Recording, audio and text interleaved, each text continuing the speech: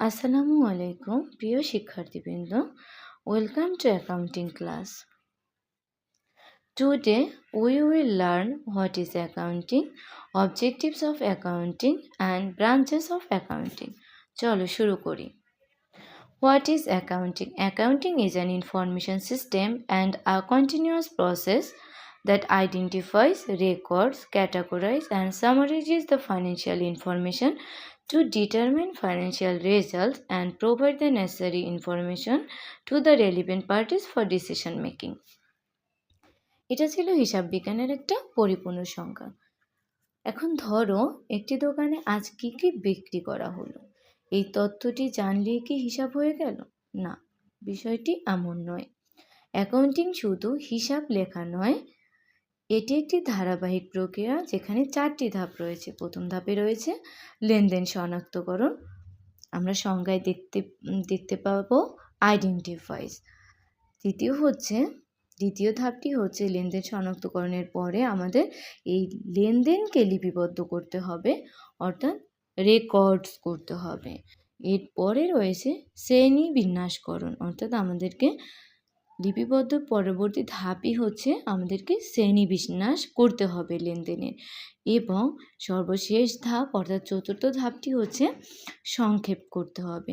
সংক্ষেপকরণের মাধ্যমে আমরা প্রতিষ্ঠানের আর্থিক ফলাফল নির্ণয় করব এবং এই নির্মিত ফলাফলকে হিসাব তথ্যের ব্যবহারকারীদের প্রদান করব সিদ্ধান্ত গ্রহণের জন্য। এটাই হচ্ছে মূলত হিসাব বিজ্ঞান।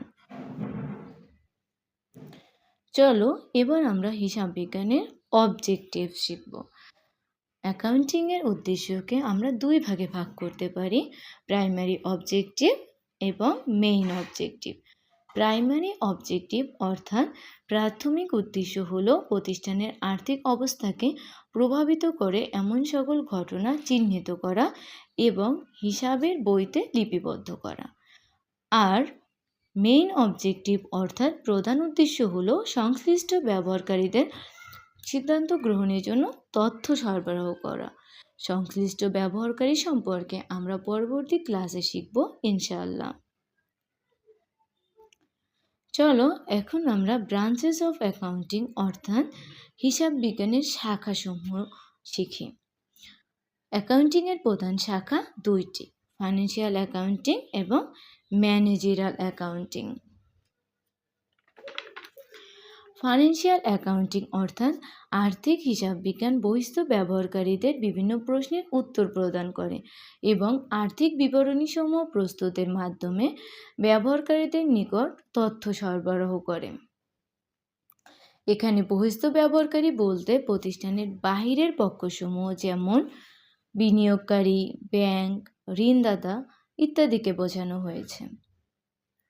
ম্যানেজারিয়াল অ্যাকাউন্টিং অর্থাৎ ব্যবস্থাপকীয় হিসাব বিজ্ঞান, অভ্যন্তরীণ ব্যবহারকারী যেমন ম্যানেজার, ব্যবস্থাপক, পরিচালক যারা ব্যবসা পরিচালনায় অংশগ্রহণ করে তাদের সহায়তা প্রদান করার জন্য অভ্যন্তরীণ প্রতিবেদন সরবরাহ করে থাকে।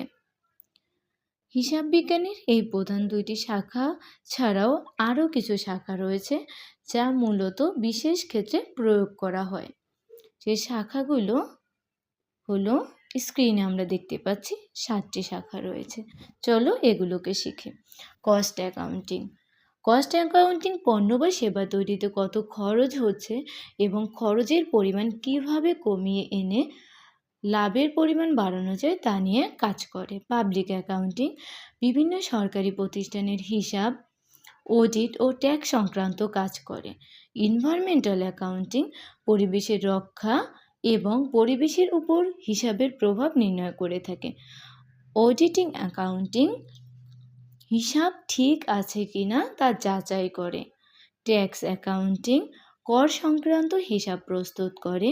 হিউম্যান রিসোর্স অ্যাকাউন্টিং কর্মীদের উপর বিনিয়োগ ও তাদের মূল্য সংক্রান্ত হিসাব নিয়ে কাজ করে। সর্বশেষ হচ্ছে সোশিও ইকোনমিক অ্যাকাউন্টিং, সমাজ ও অর্থনীতিতে প্রতিষ্ঠানের প্রভাবের হিসাব নির্ণয় করে থাকে। এই ছিল আজকের বিষয়বস্তু। থ্যাংক ইউ সবাইকে। আসসালামু আলাইকুম।